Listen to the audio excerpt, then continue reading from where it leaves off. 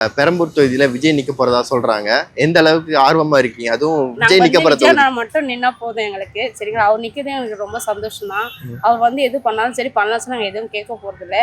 எங்க அண்ணன் வந்தா போதும் எங்களுக்கு. இந்த தொகுதின்றதுல எந்த தொகுதினாலும் அவர் ஜெயிப்பார்.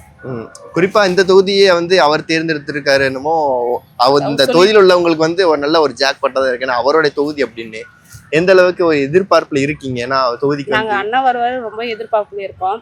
இந்த தொகுதிக்காக வரும்போது எங்களுக்கு இன்னும் எதிர்பார்ப்பு அதிகமா தான் இருக்கு.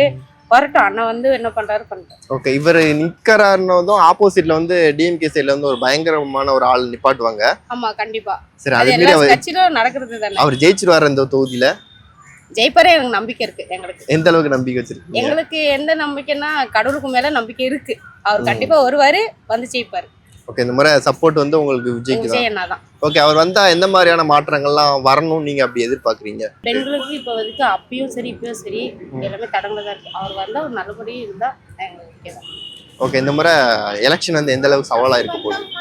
டிஎம்கே ஏடிஎம்கே சவால்னா அது எந்த பக்கம் எந்த இது மாறும்னு தெரியாது. எல்லாமே கடவுள் கையில இருக்கு. அது இருந்தாலும் எங்க அண்ணன் வந்து எங்களுக்கு சந்தோஷம் தான். ஓகே, இந்த அளவுக்கு விஜய் மேல இவ்வளவு பற்றா இருக்கீங்க. எங்க விஜய் ஃபேன் நான் சின்ன வயசுல இருந்தே சரி, எங்க வீட்டுல சரி இப்போ வரைக்கும் எங்க வீட்டுல விஜய் போட்டோ நான் ஒட்டி வச்சிருக்கேன். ஒண்ணு எங்க அம்மா எடுக்காம இருக்கா. எனக்கு மேரேஜ் ஆயிடுச்சு, இருந்தாலும் அந்த போட்டோ தான் இருக்கு ஒண்ணு எங்க வீட்டுல. அதனால எனக்கு விஜய் ஃபேன் ரொம்ப பிடிக்கும் விஜய் அண்ணா. ஓகே, இடையில சமீபத்துல விஜய் பத்தின ஒரு சில விமர்சனங்களா வந்துச்சு. அதெல்லாம் எங்களுக்கு அவர் ஃபேமிலி இருந்தா கூட எங்களுக்கு அதெல்லாம் வேணாம். எங்க அண்ணன் எங்களை பொறுத்த வரைக்கும் எங்க அண்ணா வேணாம். Okay okay, okay. எங்க ஊர்ல கட்சியில நான் தலைவா இருக்கேன் விஜய்க்கு. அப்படியா? ஆமாண்ணா,